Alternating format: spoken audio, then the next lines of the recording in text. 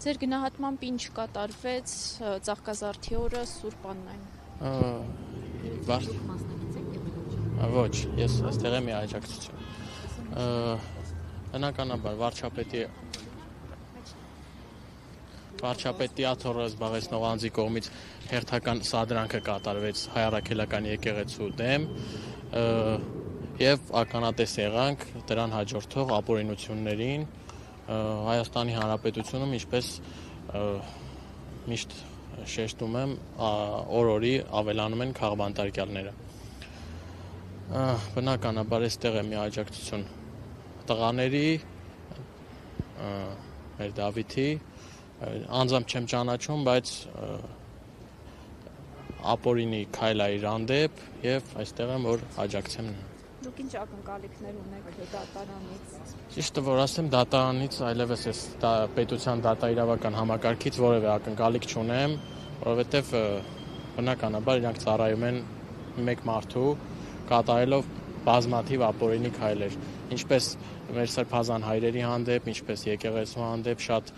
հայրենասեր քաղաքացիների նկատմամբ այսօր էլ այս տղայի հանդեպ է կատարում այդ ապօրինությունը։ Ինչ է կարծում, արդյոք հաշվի կառնվի գոնե այն փաստը, որ նա դպրոց է հաճախում եւ պիտի շարունակի կրթություն ստանալու իրավունքը իրացնել։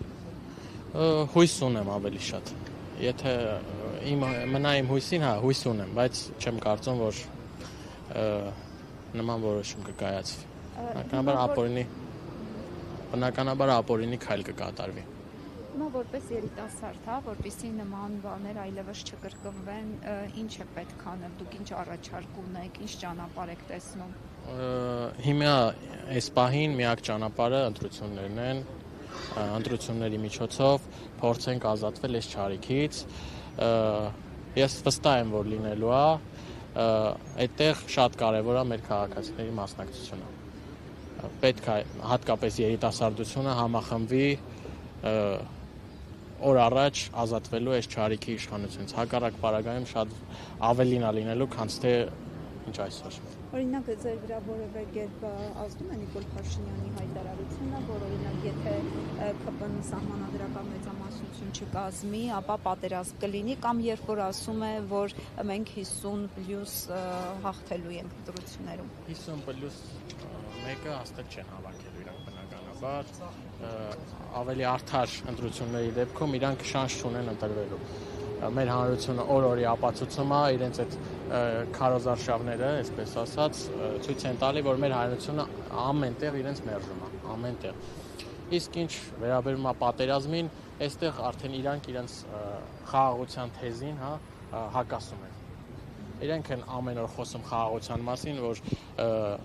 2025 թվականի օգոստոս ամսին խաղաղություն են հաստատել եւ սահմանին որևէ շարժ չի եղել եւ հիմա արդեն խոսում են պատերազմի մասին։ 21 թվականին այս թեզը օգտագործելով, որ եթե կան նախկին իշխանությունները կամ ընդդիմությունը սահմանադրական մեծամասնություն ձևավորի լինելու է պատերազմ, կորզելով, գողանալով ժողովրդի քվեն, այսօր եւս մեկ անգամ այդ թեզը առաջ են բերում,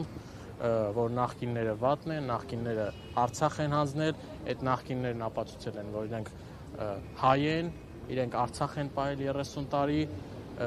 կանգուն են մնացել եւ նրանց օրոք Հայաստանի Հանրապետության սուվերեն տարածք Ադրբեջանի Հանրապետությունը անգամ իր մտքի ծայրով չէր կարող անցկացնել, որ կարող է մտնել։ Անուն ազգանունի Արտյոմ Մոսինյան։ Ես եմ շատ